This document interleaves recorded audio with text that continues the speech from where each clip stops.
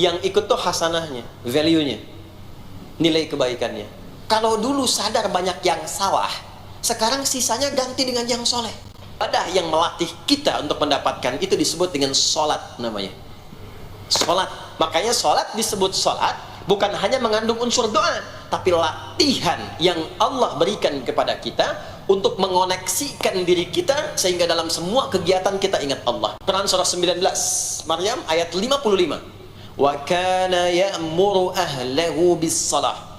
Kata Allah, dan tercatat Ismail itu pernah berwasiat meminta semua keluarganya, "Hei, salat, salat, salat." Kalau orang pindah tempat walaupun ada di satu alam, itu pasti butuh bekal. Dan kadang bekalnya nggak sama. Contoh, nanti Ramadan, setelah itu masuk Idul Fitri. Biasanya ada mudik ya. Mungkin nggak mudik kalau nggak ada bekal. Saya sering perhatikan setiap tahun, orang itu mau mudik kalau ada bekalnya. Masya Allah, cuman motornya bebek, ya. Tapi kan bekalnya ada yang singa, ada yang sapi, ya. Itu ditambah lagi pelepah pisang, kasih dus lagi, kasih tulisan, "Sayang, tunggu aku pulang," gitu kan? Kan dikumpulkan kan? Dan saya pernah tanya, "Kenapa Mas gak pulang?" "Gak ada bekal Pak," katanya. Jadi orang mau pindah tempat saja, itu perlu ada bekal. Anda kesini kalau nggak ada bekal nggak mungkin sampai. Sekarang kalau pindah dari Indonesia ke Singapura, sama nggak mata uangnya? Beda. Di Malaysia sama nggak? Semakin jauh ke Saudi, ke Amerika, hukumnya mengatakan setiap pindah tempat pasti bekalnya beda. Jangan pernah kita mengharapkan atau membuat hukum sendiri ketika pindah tempat. Jadi sesama dunia saja tempatnya, bekalnya sudah beda. Sekarang Anda menginginkan pindah alam dari dunia ke kuburan, bekalnya pengen sama, mustahil. Makanya sejak kita meninggalkan dunia, semua paket dunia tanggal di atas, pindah ke bawah, selesai. Nih bajunya ini nggak akan ikut nih, ganti. Ya namanya kafan kan, dan di kafan itu sudah nggak ada kantongnya. Coba dicek tuh, ada kantongnya nggak kan kafan tuh? Nggak ada. Dan ini nggak akan dibawa nih, handphone yang bagus lagi dipakai ngerekam nih, nggak akan ikut. Ah, saya mau dipakai aja, ntar kalau malaikat nanya, "Man rabbuka?" Nih sudah pernah ikut kajian. Rombongan Ustaz Adi. Ya beda, ini beda alam. Maka yang ikut apanya? Yang ikut tuh hasanahnya, value-nya, nilai kebaikannya. Ini yang kita yakini, ini yang kita imani. Jadi mumpung masih ada kehidupan, perbanyak. Kalau dulu sadar banyak yang salah, sekarang sisanya ganti dengan yang soleh. Kalau sudah diperlihatkan, sekarang kan banyak yang viral di YouTube, dilihat, didengar oleh telinga kita, disimak oleh kita, orang meninggal sedang sholat, orang meninggal setelah menjadi pemulung kebaikan, orang meninggal dalam keadaan baca Quran, diperlihatkan di mata kita. Kok bisa buka YouTube yang keluar di beranda itu? Itu kan hidayah. Jadi kalau sudah ditampakkan di depan mata, ya, didengar oleh kita, terlihat langsung, maka yang disadari salah yang dulu ganti dengan yang soleh sekarang. Kalau tidak kita lakukan, maka rugi kita saat pulang. Ini yang dimaksud surah ke-103. Wal asr innal insana lafi khusr illa alladzina amanu wa amilus salihat, amal saleh. Nah, ini nanti yang dibawa pulang ke sini. Ya, sini. Nah, bagaimana melatih supaya semua kegiatan kita itu jadi soleh? Gimana latihannya? Karena nggak mudah untuk melakukan itu. Belum tentu bangun itu langsung soleh, itu belum tentu. Belum tentu kita makan itu mendapatkan sumber yang benar, dengan cara yang benar. Bagaimana melatihnya? Maka Allah berikan kepada kita waktu-waktu khusus untuk berlatih diri tersambung dengan Allah, yang dengan ketersambungan itu akan menjaga kita di semua keadaan, baik berdiri, jalan, duduk, kerja di kantor, tidur, rebahan. Sekarang banyak kaum rebahaners, ya, tiduran, itu dipastikan kalau tersambung dengan Allah, terkoneksi, semuanya soleh. Karena kalau ingat, ya, saya duduk ingat Allah. Kalau ingat di pekerjaan ingat Allah, mustahil kita bisa menuliskan sesuatu yang Allah tidak sukai. Tambahin nolnya, ya, bikin paraf, tanda tangan pada proyek yang tidak benar, mustahil. Karena ketika sedang tanda tangan ingat Allah, ya. Nah, dalam bahasa Arab, sesuatu yang tersambung dengan kuat, sehingga selalu menempel dan sulit terpisahkan. Itu bahasa Arabnya disebut dengan silah, dari wasala yasilu silah. Ibadah yang melatih kita untuk terus tersambung sehingga ingat pada Allah di setiap keadaan, yang dengan ingat itu menjadikan otomatis amal perbuatan kita ingin dipastikan diridhoi dan disukai oleh Allah sehingga berubah menjadi soleh. Ibadah yang melatih kita untuk mendapatkan itu disebut dengan solat namanya. Solat. Makanya solat disebut solat bukan hanya mengandung unsur doa, tapi latihan yang Allah berikan kepada kita untuk mengoneksikan diri kita sehingga dalam semua kegiatan kita ingat Allah. Itu yang dimaksud di Quran surah keempat An-Nisa di ayat ke-103. Ya. Fa idza qadaytumus salata, maka jika Anda telah tuntas mengerjakan salat, fadhkurullah. Ciri orang yang berhasil salatnya adalah dia mampu mengoneksikan dirinya dengan Allah. Makanya kalau sudah selesai salat, kita sudah ingat Allah. Nah, kalau belum ingat Allah, diminta coba ingat lagi. Selesai salat, jangan buru-buru meninggalkan tempat kita salat. Ingat dulu, sambungkan dulu, sehingga saat keluar dari tempat kita salat sudah ingat Allah. Bahasa Arabnya mengingat Allah itu disebut dengan zikir, zikrullah. Karena itu salat disebut dengan zikir. Buka Quran surah ke-20 Thaha ayat ke-14. Saya nggak akan keluar dari Quran hadis sehingga nggak bisa didebat. Nggak bisa didebat. Anda nggak bisa debat karena ini bukan pikiran, karena ini Quran dan hadis. Quran surah ke-20 Thaha ayat ke-14. Innani anallahu la ilaha illa ana fa'budni wa aqimis salata lidzikri. Salat disebut dengan zikir. Zikir itu artinya ingat. Makanya tadi saya katakan di awal, salat itu melatih kita supaya ingat Allah. Karena itu ketika kita salam, assalamualaikum warahmatullahi wabarakatuh, assalamualaikum warahmatullahi wabarakatuh, belum ingat kita kepada Allah, maka diminta zikir pasca salat. Setelah salat ada zikir kan? Dan zikir pertamanya apa? Hadis Muslim, astaghfirullah, astaghfirullah, astaghfirullah. Itu yang paling singkat. Kalau mau agak panjang, astaghfirullahalazim alladzi la ilaha illa huwal hayyul qayyum wa atubu ilaihi. Kenapa istighfar? Karena kita memohon ampun kepada Allah kalau dalam sholat tadi belum nyambung sama Allah. Karena ada orang yang saat sholat bukan ingat Allah, dia masih ingat dunia. Padahal dari sejak awal sholat sudah diminta buang urusan dunia ke belakang. Makanya kita bertakbir, itu ada kitabnya. Asrarus shalah, nadharat fi ma'anis shalah. Ketika Anda mulai bertakbir, takbir begini, Allahu Akbar. Kenapa mengangkat tangan gini salah satunya? Di antara maknanya, buang urusan dunia ke belakang. Pasrahkan dirimu kepada Allah.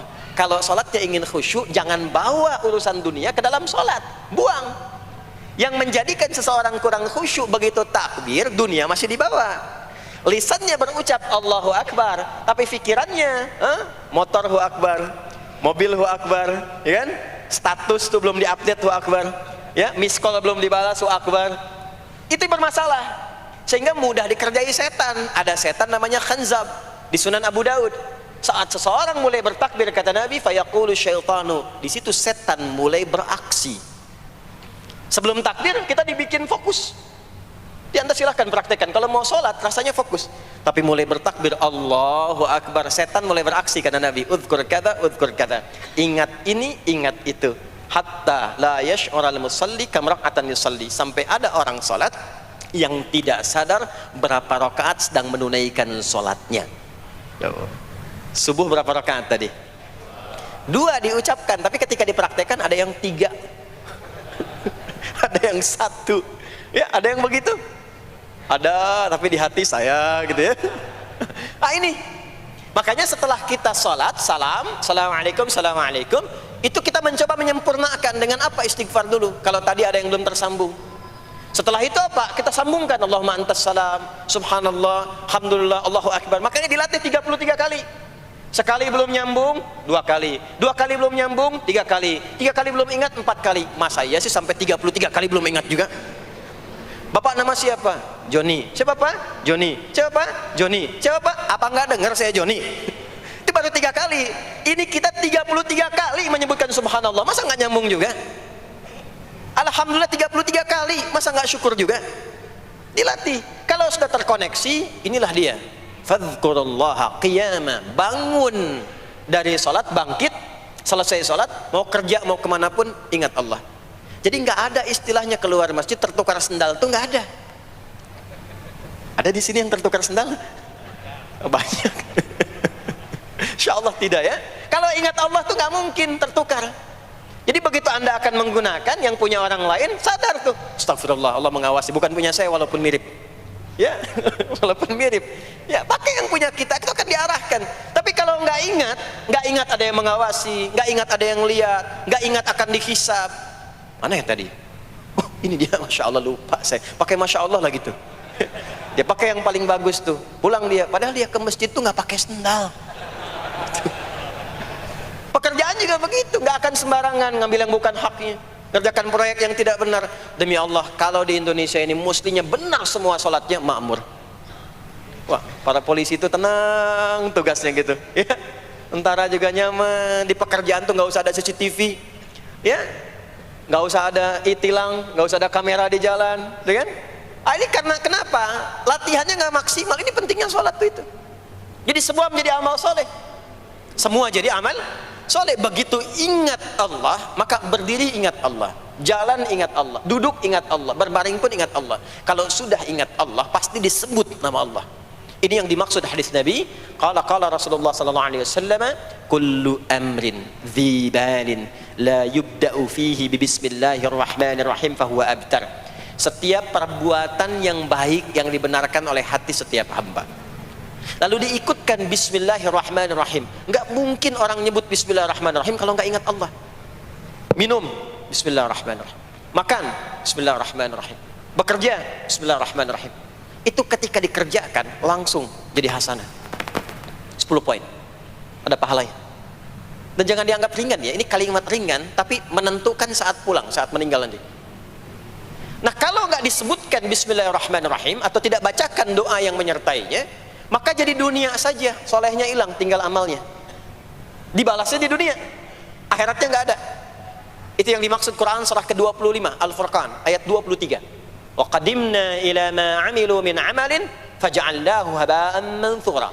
Kalau ada orang berbuat baik di dunia tapi tidak disertakan niat akhirat, kami balas dunianya. Anda kerja belasan tahun, puluhan tahun untuk dunia aja, dapat gaji, dapat benefit, dapat penghargaan.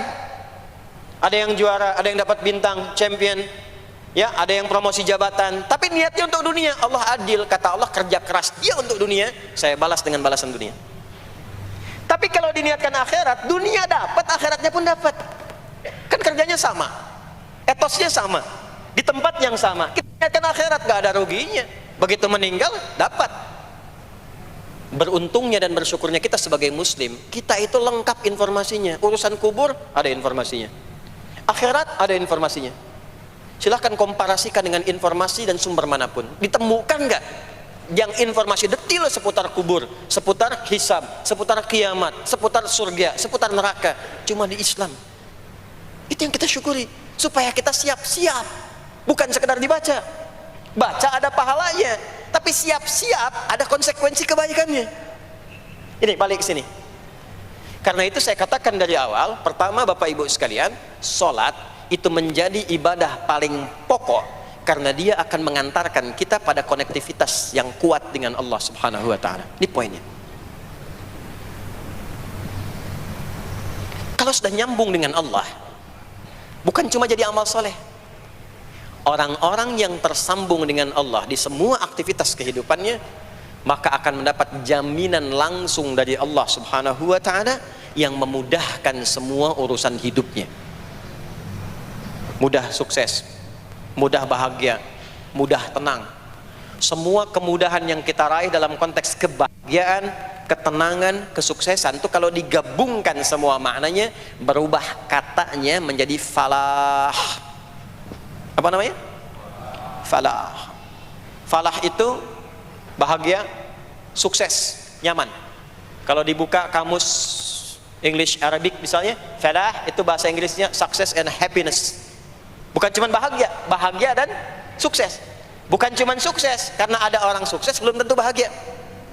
Saya sering tanya yang ini nih, dan biasanya para ibu yang juara menjawabnya itu. Ya, pilih mana? Kaya tapi gelisah, atau miskin tapi tenang? Miskin tapi tenang. Sukses tapi gelisah, ya, atau miskin tapi tenang? Sukses tapi tenang, ya. Sukses dan bahagia. Nah, sukses dan bahagia itu bahasa Arabnya falah. Ini poinnya. Falah. Ah, sekarang coba kita dengar baik-baik. Cek telinganya masih ada nggak? Cek telinga masih ada nggak? Setiap hari, di setiap pergantian waktu dalam sehari, pergantian waktu sehari itu ada 5. Dari mulai subuh, ke siang, zuhur, ke sore, asar, mau habis sore menjelang malam, maghrib, muncul malam, isya. Itu setiap hari 5 kali berganti waktu diperdengarkan oleh Allah. Hambaku, kamu harus bahagia. Hambaku, kamu harus sukses. Apapun pekerjaanmu, sukses. Apapun aktivitasmu, harus bahagia, harus senang, harus tenang. Falah. Kuncinya apa? Salat. Diperdengarkanlah hayya 'alas shalah. Diperdengarkan di telinga kita. Telinga bahasa Arabnya udhun, jamaknya adzan.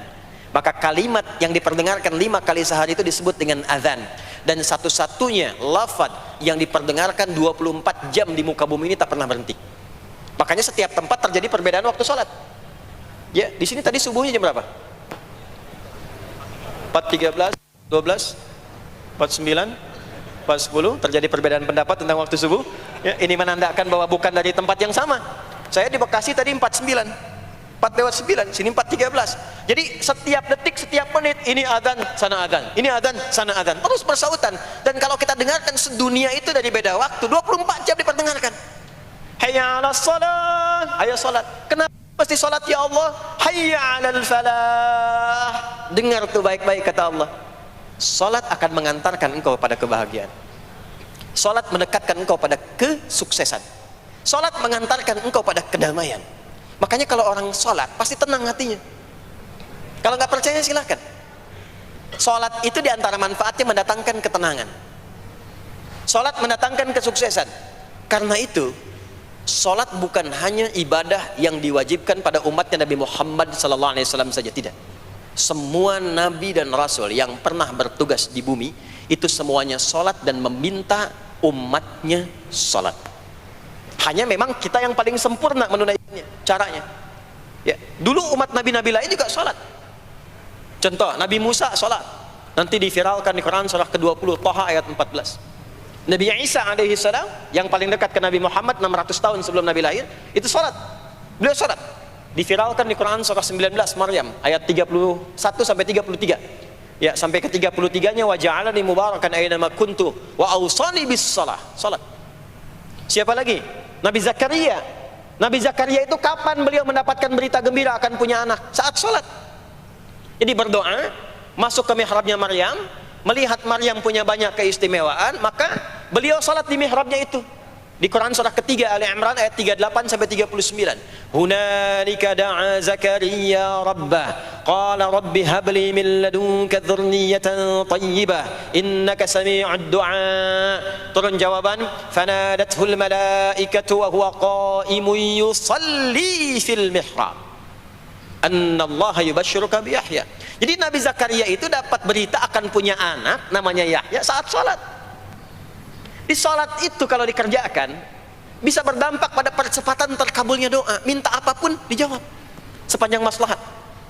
Makanya nanti untuk umat Nabi Muhammad jangan tunggu, panggilan salatnya adalah panggilan langsung dari Allah. Minta, punya masalah apa? Aku selesaikan kata Allah.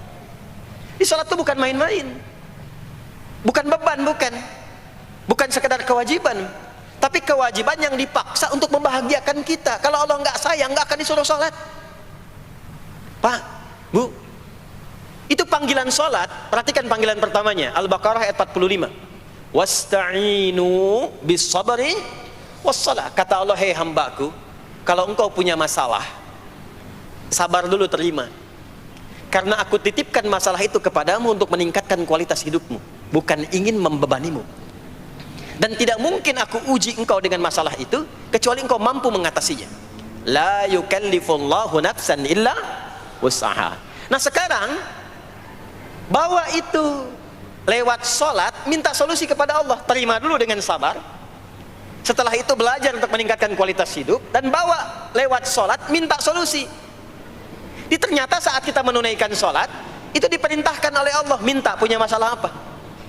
Makanya kita katakan, begitu Allah perintahkan wasta'inu bis sabri wassalah, hei kalau punya masalah terima dengan sabar, minta tolong, minta solusi kepada Allah lewat sholat. Maka ketika kita minta, kita robah kalimatnya dari wasta'inu, kata perintah, menjadi bentuk permohonan, fi'il mudhari.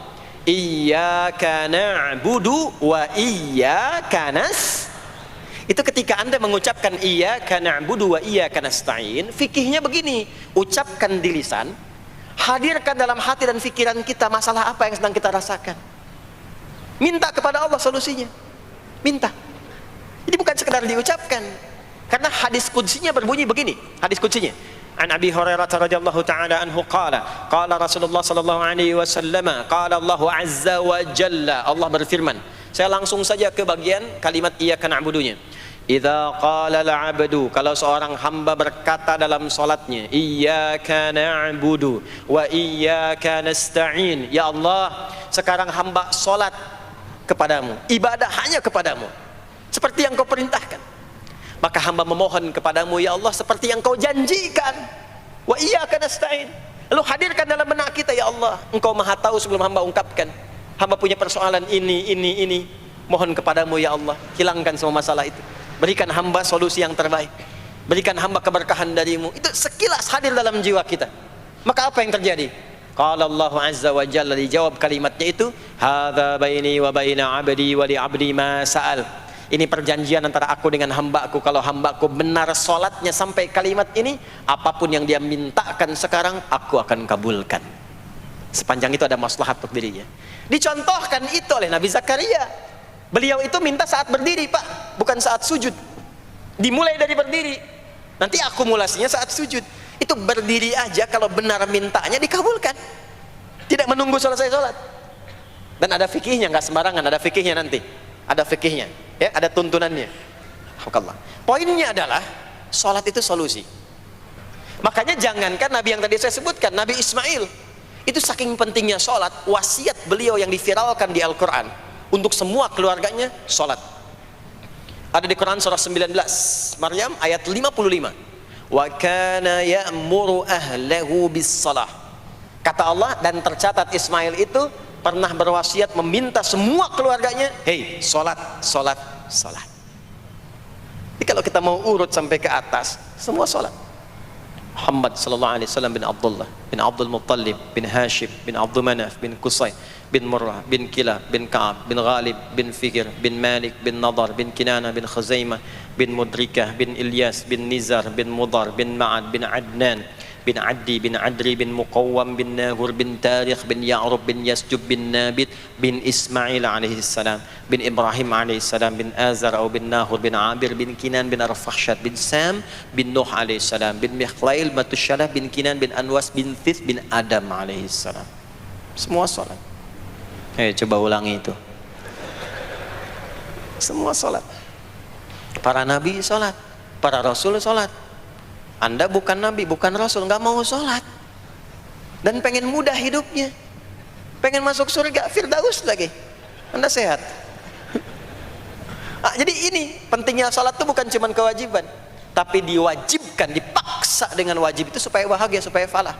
Makanya kalau ada panggilan azan, cara memahaminya ini falah. Oh, ini solusi saya di sini nih, kebahagiaan saya ada di sini, kesuksesan saya ada di sini. Ya, makanya ketika dipanggil oleh muadzin, hayya 'alas shalah, labbaik, siap saya. Di sini. Ini poinnya. Nah, saya sambungkan kembali, ya. Ketika seseorang dilatih lewat salat dan sudah mulai tersambung dengan Allah Subhanahu wa taala, maksudnya ingat Allah, tertatalah semua aktivitasnya. Maka berubahlah lewat salat ini, lewat latihan ini, semua kegiatannya berubah, didorong menjadi amal soleh. Karena itu, setiap orang yang sholatnya benar, yang pertama dianugerahkan oleh Allah kepada orang sholat itu bukan dunia, tapi perubahan perilakunya menjadi lebih baik. Jadi bukan kaya dulu, ya, Abdurrahman bin Auf tuh hijrah masuk Islam, dilatih sholat, malah hartanya hilang semua dirampas. Tapi setelah itu jadi apa? Jadi orang paling kaya. Ya, Abu Bakar As-Siddiq, Utsman bin Affan, Umar bin Khattab, pertama kali masuk Islam kan latihannya sholat. Apakah langsung kaya? Jadi pemimpin? Jadi diplomat? Amr bin As bisa ekspedisi dari Afrika Utara sampai ke Syam? Tidak. Yang diberikan apa? Perubahan perilaku dulu. Dihilangkan sifat-sifat buruknya, dijaga dengan kemuliaan. Jadi dua sumber yang menjadikan manusia itu buruk dalam nafsunya, itu ada dua. Di nafsu itu nanti punya dorongan untuk mengarahkan kepada yang buruk, namanya fujur. Lawannya nanti takwa. Lawannya takwa. Di Quran surah Asy-Syams surah 91 ayat 7 sampai 10, wa nafsin wa ma sawaha fa'alhamaha fujuraha wa taqwaha. Nah, fujur itu nanti yang membisikkan, mengarahkan kepada hal-hal yang negatif. Itu yang ditunggangi oleh setan. Setan memberikan was-was itu ke nafsu, ke fujurnya. Alladzi yuwaswisu fi sudur innas. Di dalam sudur ada qalbu, di dalam qalbu ada nafas, di dalam nafas ada fujur. Fujur itu yang digoda. Maka keluarlah kemudian dua hal. Yang pertama ada yang disebut dengan fahsya. Fahsya itu dorongan dari syahwat untuk berbuat yang menyimpang. Pornografi, porno aksi, LGBT, kata-kata jorok, itu fahsya. Nanti temannya adalah mungkar. Mungkar itu keburukan yang diingkari, ditolak oleh hati, sumbernya nafsu perut dan akal. Mencuri itu mungkar, merampok itu mungkar, korupsi, membunuh, menipu itu mungkar. Jadi sumber keburukan itu cuma dua. Kalau bukan fahsya itu mungkar. Orang yang sholatnya benar, maka parameternya itu, ukuran pertama kali dia dapatkan adalah ditutupnya oleh Allah, dijaganya oleh Allah keadaan nafsunya, sehingga dia tidak dikontrol oleh perbuatan fahsya dan mungkarnya. Maka aktiflah sinyal takwanya. Takwa itu lawan nafsu. Makanya nanti kaitan takwa dengan nafsu sama-sama disebutkan. Nafsu 115 kali, takwa yang terkait fungsi nafsu 115 kali. Takwa digembosi, ya, awas, diwaswasi oleh setan, setan disebutkan 88 kali. Takwa disupport oleh malaikat, malaikat di Quran disebutkan 88 kali. Ini bukan ilmu tak-atik, hitung sendiri aja kalau mau. Itu menarik tuh. Karena sama, kalau Anda mendengar suara adzan kan ada bisikan kan? Cepat, sudah adzan, siap-siap. Itu malaikat tuh. Tapi begitu selesai adzan, la ilaha illallah, tenang, baru adzan, belum qomat. Itu setan. Terus dua-duanya tuh, ya, memberikan bisikan, yang satu mensupport dan seterusnya. Yang paling menarik adalah kalau sholat kita benar, maka sinyal takwa aktif. Makanya amalan takwa pertama itu sholat. Setelah beriman, amalan takwa pertama sholat. Al-Baqarah ayat 2 dan 3. Dzalikal kitabu la raiba fi hudal lil muttaqin. Siapa muttaqin, orang takwa di situ? Ayat 3-nya, alladzina yu'minuna bil ghaibi wa yuqimunas shalah. Jadi kalau sholatnya aktif, takwanya aktif, sinyalnya aktif, sinyal itu yang akan menutup fahsya dan mungkar. Maka turunlah Quran surah ke-29 ayat ke-45. Utlu ma uhiya ilaika minal kitabi wa aqimis shalah. Kita hafal tengahnya, innas salata tanha 'anil fahsya'i wal munkar. Maka kalau orang sholat tidak akan berbuat fahsya, tidak ada lagi yang melambai laki-laki. Allah, ini ada laki-laki yang laki-laki, perempuan-perempuan. Nggak ada lagi tontonan-tontonan pornografi, yang jorok-jorok, yang kotor-kotor. Nggak ada lagi kata-kata kotor di lisan itu, karena lisannya dilatih untuk mengucapkan yang baik-baik. Allah, sami Allahu liman hamidah, subhanallah, alhamdulillah, Allahu akbar. Makanya pasca sholat tuh berubah. Maaf ya, Allah tidak memberikan kepada Nabi Muhammad SAW tongkatnya Nabi Musa, mukjizatnya Nabi Isa, apalagi Nabi Ibrahim dan selainnya. Tapi Allah turunkan Al-Quran kepada Nabi Muhammad SAW, lalu dipraktekkan Quran itu pertama lewat sholat. Anda tahu apa yang terjadi? Nabi Muhammad itu diutus oleh Allah dalam lingkup masyarakat yang sangat terbelakang dan hatam kriminal. Jadi kriminalnya bukan dikerjakan, khatam. Khatam. Dan nyaris tidak kenal kebaikan, makanya disebut dengan jahiliyah. Kalau Bapak Ibu tanya di zaman Nabi, ya maaf, ada pezina? Bukan cuman ada, khatam, perfeksionis zinanya. Gitu. Membunuh itu, ya, mabuk, ada orang mabuk kekinian di zaman jahiliyah, pemabuk amatir itu 5 kali sehari mabuknya. Yang amatir. Jadi kalau baru mabuk sekali, 2 kali, itu coba-coba. Amatir itu 5 kali. Pembegal. Ya, sekarang kita dengar berita ada begal ini itu. Ah, jahiliyah itu sekampung begal semua. Kampung Gifar. Tapi Allah menghendaki Rasulullah latih lewat salat. Apa yang terjadi? Berubah jahiliyah itu, berubah menjadi khairu ummah. Umat terbaik yang paling teladan, yang menginspirasi, yang pernah berkehidupan di bumi. Sampai persaksiannya dari Allah langsung, turun Quran surah ketiga Ali Imran ayat 110. Kuntum khaira ummatin ukhrijat linnas. Jadi kalau ada orang dermawan, itu yang paling dermawan. Kalau ada orang sabar, itu yang paling sabar. Kalau ada pasar yang paling ideal, itu yang paling bagus. Berubah itu. Ya. Kenal Abu Dzar Al-Ghifari? Ayo kenal. Enggak. Abu Dzar Al-Ghifari itu nama aslinya Jundub bin Junadah. Di antara pemimpin begal di zamannya. Dari kota Ghifar. Ghifar itu kampung begal asalnya. Ya, hamukumullah. Masuk Islam. Datang ke Mekah. Bertemu dengan Rasulullah. Begitu masuk Islam, kata Jundub bin Junadah, ya Rasulullah, ausini au kama qala, berikan saya nasihat. Kata Nabi, pulang sekarang. Kata beliau, enggak, saya mau umumkan keislaman saya depan Ka'bah. Kata Nabi, jangan lakukan. Sekarang orang masih belum tahu tentang Islam, nanti marah kamu dipukuli. Kata beliau, ya Rasulullah, saya ini membegal terang-terangan, masa bersyahadat sembunyi-sembunyi?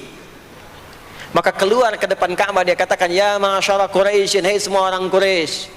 Datang orang, ushidu bi annahu la ilaha illallah wa anna Muhammad Rasulullah. Aku bersaksi, syahadat la ilaha illallah Muhammad Rasulullah. Kalian mau apa? Dipukulin sampai pingsan.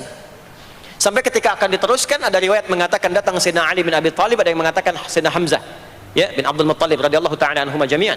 Datang menyampaikan, jangan teruskan. Kalau ini meninggal, ini wafat, kita akan celaka karena kafilah kita akan lewat desa Ghifar. Kalau lewat Ghifar gak akan berhasil niaga kita, katanya. Ya, karena akan dihabisi semua ini orang Ghifar. Maka dibiarkan pergi, pulang. Tahu apa yang terjadi? Begitu Nabi hijrah ke Madinah, dikagetkan dengan suara kaki yang berdecak kencang, bang bung bang bung bang bung. Ternyata ada berita gembira, sekampung begal Ghifar itu masuk Islam semuanya, berubah jadi baik. Untuk menginspirasi generasi kemudian, maka dipopulerkanlah oleh beliau kunyahnya dengan nama daerahnya. Sayalah Abu Dzar Al-Ghifari. Al-Ghifari itu maksudnya apa? Dulu saya ini berasal dari Ghifar, kampung saya kampung begal. Cuma karena saya masuk Islam, diajarin sholat, diajarin baik, sekampung baik semua. Ya. Makanya orang-orang Arab setelah itu, bahkan non-Arab, kalau datang memperkenalkan daerahnya. Imam Al-Bukhari, itu nama aslinya bukan Al-Bukhari. Nama aslinya Muhammad, punya bapak namanya Ismail, punya kakek namanya Ibrahim, kakek buyutnya Al-Bughirah, yang buyutnya Al-Bardizbah, tinggal di kecamatan Ju'fah, Kabupaten Bukhara, Provinsi Khorasan, sekarang negaranya Uzbekistan. Karena berasal dari Bukhara, datanglah beliau kemudian ke Arab, sekarang ke Jazirah, ke Mekah, ke Madinah, memperkenalkan, saya bukan orang Arab, saya dari Bukhara. Rumusnya tambah alif lam di depannya, ujungnya tutup dengan i. Al-Bukhari, saya dari Bukhara. Diperkenalkan, maksudnya apa? Islam sudah masuk ke tempat saya, orang-orangnya sudah baik, orang-orangnya sudah khusyuk. Itu memperkenalkan. Orang tua kita Syekh Yasin dari Padang, maka diperkenalkan Syekh Yasin Al-Padangi. Syekh Ahmad Khatib dari Minangkabau, Syekh Ahmad Khatib Al-Minangkabawi. Syekh Abdul Somad dari Palembang, Syekh Abdul Somad Al-Palembangi. Syekh Nawawi dari Banten, Syekh Nawawi Al-Bantani. Ya, nanti ada Pak Ghafur dari Pondok Indah, ya, Masjid Raya Pondok Indah, datang ke Mekah umrah haji, ana Ghafur al Masjid Raya al Pondok Indahi, gitu. Itulah salat. Jadi salat itu merubah keadaan kita lebih baik. Itulah sebabnya kenapa 5 waktu. Karena Allah inginkan di setiap waktu kita jadi orang baik. Di setiap waktu kita bahagia. Setiap waktu selesai persoalan. Datang masalah subuh, ya, antara subuh ke zuhur kan ada masalah tuh. Nggak mungkin ada orang dari subuh ke zuhur nggak punya masalah tuh, nggak mungkin. Tuh wajahnya udah kelihatan tuh. Ya, makanya kita datang, ya, menghadap kepada Allah, minta diselesaikan, minta diberikan taufik, sujud kita, diberikanlah solusi. Zuhur ke asar ada masalah, datang saat asar. Asar ke maghrib punya masalah, datang. Makanya semua ulama dulu seperti itu. Al-Bukhari itu menuliskan kitab sahihnya itu 16 tahun. Setiap satu hadis akan ditulis, sholat dulu, sholat dulu. Begitu tenang, nyaman, baru tuliskan. 16 tahun. Itulah sholat. Nah, dari sekian waktu yang 5 kali itu, ada waktu yang spesial. Waktu spesial inilah yang ingin saya bahas, yang tadi disampaikan dalam pengantar sambutan. Jadi ini inti yang mau saya katakan. Ini barusan muqaddimah tuh. Barusan muqaddimah. Baik. Kan kita sholat berapa kali sehari? Kita hitung. 1, subuh. 2, zuhur. 3, keempat, yang kelima, isya. Berapa jumlah rakaatnya? 17. Baik ya. Itu nomor telepon untuk koneksinya. Koneksi kita dengan Allah, nomornya catat ya, 24434. Ya, kalau ditanya berapa nomor koneksi dengan Allah? 24434. Subuh 2, zuhur 4, asar 4, maghrib 3, isya 4. 5 waktu kan? Baik. Di 5 waktu ini kita dijaga, diinginkan menjadi hamba yang baik, bahagia, nggak lekat dengan masalah, tuntas semua. Saking sayangnya Allah sama kita. Kalau nggak sayang nggak disuruh sholat. Itulah sebabnya ketika diperintahkan menunaikan waktu sholat, diberikanlah gambaran waktunya. Tapi yang jadi persoalan kita sekarang yang akan dibahas, di antara sekian waktu itu ada waktu-waktu yang spesial. Ada waktu-waktu yang spesial. Dari mulai subuh ke isya itu ada yang dispesialkan oleh Allah karena ada bonus berlipat di dalamnya. Waktu apakah itu? Mari kita bacakan dulu mulai dengan Quran surah kedua ayat 238. Paling kanan sebelah atas di mushaf standar. A'udzubillahi minasyaitonirrajim. Bismillahirrahmanirrahim. Mohon izin saya agak lambatkan sedikit ritmenya karena ini inti yang mau kita bahas. Tadi muqaddimah makanya saya percepat ya. Hafizu 'alas salawati was-salatil wusta wa qumu lillahi qanitin. Hafizu.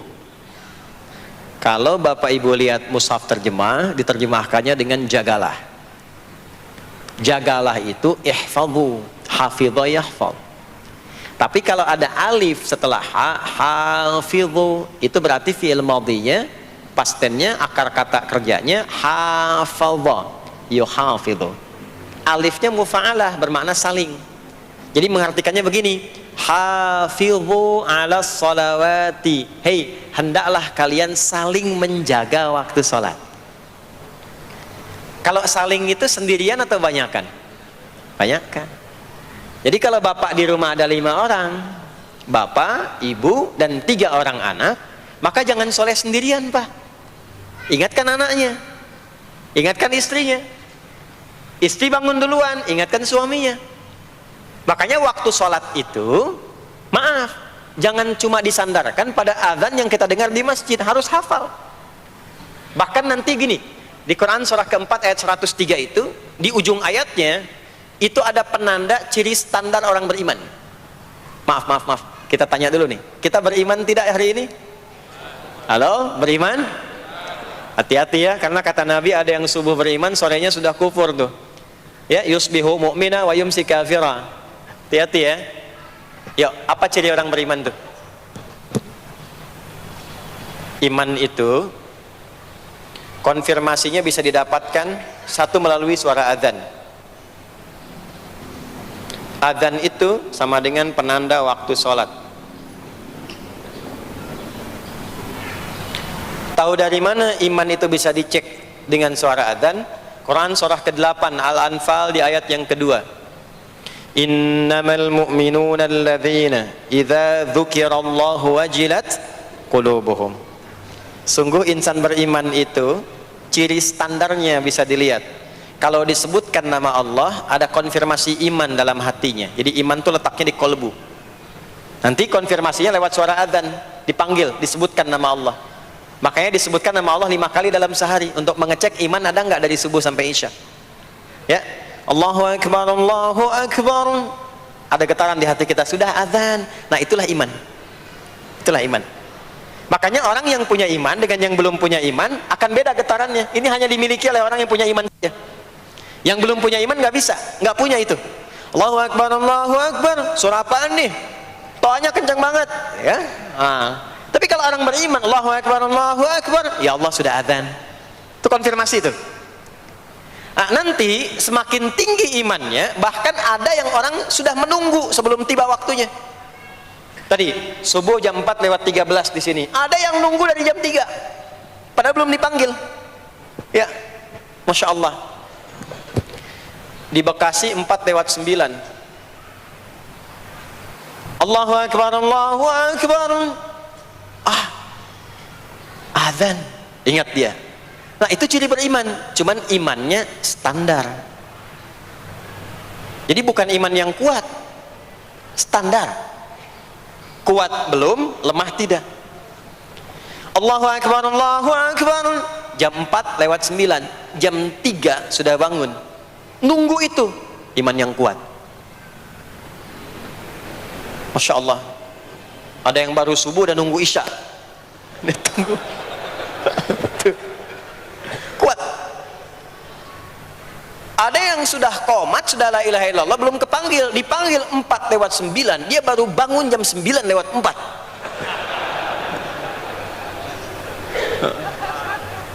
Tuh. Nah, ini iman lemah di bawah. Ciri standar, karena dipanggil ingat, maka ciri standar orang beriman itu tahu waktu sholat. Harus tahu Pak, Bu, itu standarnya. Itu ada di Quran surah keempat, di akhir ayat 103. Inna salata kanat 'alal mu'minina kitaban mawquta.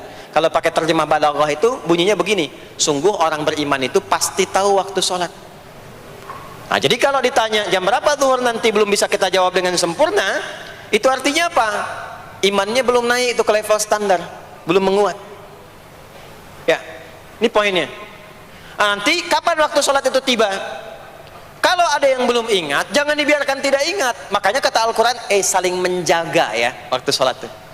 Jangan sampai di keluargamu, ada temanmu, kolegamu, bahkan tetanggamu itu nggak tahu waktu sholat. Bahkan nggak sholat, itu bahaya. Kalau memang sayang sama anak, ingatkan. Sayang istri dengan suami, ingatkan. Tanda istri beriman yang cinta dengan suaminya, tanda pertamanya ketika mengingatkan suaminya pada semua hal yang disukai oleh Allah. Begitu sebaliknya. Maka kata Al-Quran, hafidhu, saling menjaga waktu sholat. Disebutkan di situ alas sholawat, bentuknya begini. Tulisannya alif, lam, waw, alif, ta maftuha begini. Alas, begini tulisannya. Karena nanti ada yang begini, as-salat, ada yang begini. Biar saja, nggak usah. Ada yang begini, tak marbutah. Seperti Al-Baqarah ayat 3, alladzina yu'minuna bil ghaibi wa yuqimuna as-shalah. Begini tulisannya. Ada yang begini, as-salat pakai alif, tak, begini. Tapi di Al-Baqarah ayat 238 tulisannya begini, alas salawati, taknya terbuka. Secara singkat begini, secara singkat. Kalau tulisannya begini, maka yang dimaksud salat fardu. Yang dimaksud salat apa? Salat fardu. Salat fardu itu ada berapa? 5 waktu. Maka kata Allah, hei, saling jaga ya. Waktu salat yang fardu itu yang 5 waktu. Di antara yang 5 itu ada yang spesial. Was-salatil wusta, waktu yang pertengahan. Tengah-tengah di antara 5 waktu itu. Yuk kita tuliskan dulu sebentar. Salat ada salat apa saja? Subuh, kemudian zuhur, kemudian asar, kemudian nggak cukup, ambil ke sini, maghrib, kemudian isya. Subuh, zuhur, asar, pindah sini maghrib, isya. Lihat rumusnya. Jadi yang sholat pertengahan yang mana? Jangan lihat tulisannya itu, ya, karena subuh di tengah-tengah disebutnya subuh, ya. Sholat pertengahan yang mana? Asar apa subuh? Subuh apa asar? Apa dalilnya? Kita pakai dalil. Nah, sholat pertengahan itu disebutkan oleh Nabi itu ada dua. Ada subuh dan asar. Qala Rasulullah sallallahu alaihi wasallam yata'aqabuna fiikum malaikatul laili wa malaikatun nahari fi salatil asri wa fi salatil fajri. Berebut semua malaikat yang bertugas di siang dan malam, berebut membersamai kita. Kalau berebut itu artinya kalau ada yang berdoa diaminkan, kalau ada yang mohon ampun diistighfarkan oleh malaikat. Jadi malaikatnya minta kepada Allah, ya Allah ampuni si fulan, ya Allah ampuni si fulan, ya Allah si fulan, dan seterusnya sampai selesai. Itu khusus di salat asar dan salat subuh. Sampai kemudian thumma yas'aduna ila sama, kemudian mereka para malaikat itu kembali bertugas masing-masing, lalu Allah mengonfirmasi kepada mereka untuk menunjukkan kebenaran tugas malaikat yang tidak bermaksiat. Allah Maha tahu tentang hambanya, Maha tahu. Tapi Allah ingin menunjukkan kepada kita apa yang benar dari lisan malaikat itu, yang nggak pernah berdusta. Ya, maka Allah bertanya kepada malaikat, bagaimana keadaan hambaku ketika engkau tinggalkan? Maka disampaikan oleh malaikat itu, ya Allah, aku meninggalkan hambamu si fulan, dia sedang menunaikan ibadah, dia sedang sholat kepadamu, dan khusyuk berdoa, dan seterusnya. Maka apa jawabannya? Saksikanlah, ketika malaikat menyampaikan sedang ibadah, maka turun bonus dari Allah untuk mengampuni dosa si hamba itu. Itulah manfaatnya waktu pertengahan. Waktunya disebutkan di hadis ini asar dan subuh. Antara asar dan subuh itu masih ada yang unggul, ada yang istimewa lagi. Apa yang istimewa? Antara asar dan subuh yang istimewa terletak di subuhnya. Jadi dari 5 waktu ini, yang pertengahan asar dan subuh, karena amal di bawah ditunjukkan untuk mendapatkan penilaian langsung dari Allah seketika dan memberikan jawaban dari apa yang kita inginkan, asar dan subuh. Tapi dibandingkan asar dengan subuh, bila keduanya dibandingkan, dua-duanya mulia. Maka subuh punya kemuliaan yang tidak dimiliki oleh asar. Ya, makanya nanti asar bisa bertemu dengan zuhur, masih ada jama, masih ada qasar. Maghrib ketemu isya, masih ada jama, ada qasar. Ya, tapi subuh nggak bisa di jama, nggak bisa di qasar. Ya. Makanya subuh letaknya jauh, ke isya jauh, ke zuhur jauh. Ya, saya mau jamaah, ya jama antara isya dengan subuh biar nanti bangunnya sekalian gitu, nggak bisa. Ya, maghrib masih bisa di jama dengan isya, isya di qasar, dari 4 jadi 2. Maghrib gak bisa dikosor, karena 3 gak mungkin jadi 1,5. Ya, zuhur udah 2, masa mau dikurangin lagi? Subuh udah 2, gak mungkin dikurangi lagi. Maka dari itu subuh menyendiri sendiri. Nah, ada apa kemuliaan di subuh itu? Maka turunlah Quran surah ke-17 ayat 78 yang tadi saya bacakan di awal. Aqimis salata liduluki syamsi ila ghasaqil lail. Sampai sini zuhur sampai isya. Dulu kisyamsi tergelincir matahari itu zuhur. Sampai ghasaqil lail tiba malam itu isya. Lalu ditutup ujungnya wa qur'anal fajr. Khusus untuk subuh itu ditambahkan selain salat ada bahasa Quran di Quran sendiri. Khusus untuk subuh redaksinya ditambahkan dengan Quran.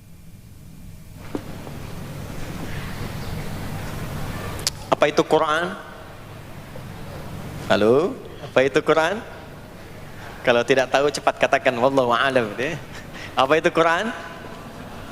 Wallahu a'lam. Ada Quran, ada Al-Quran.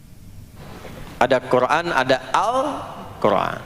Kalau yang disebut Al-Quran itu mutlak firman Allah. Dari mulai Al-Fatihah sampai An-Nas. Ini yang terdapat di dalam mushaf ini, di 2 jilid ini. Ya, itu Al-Quran. Kalau disebutkan Quran tanpa alif lam, maka yang dimaksudkan bacaan secara umum. Apakah itu Al-Quran, doa, istighfar, semua bacaan itu Quran.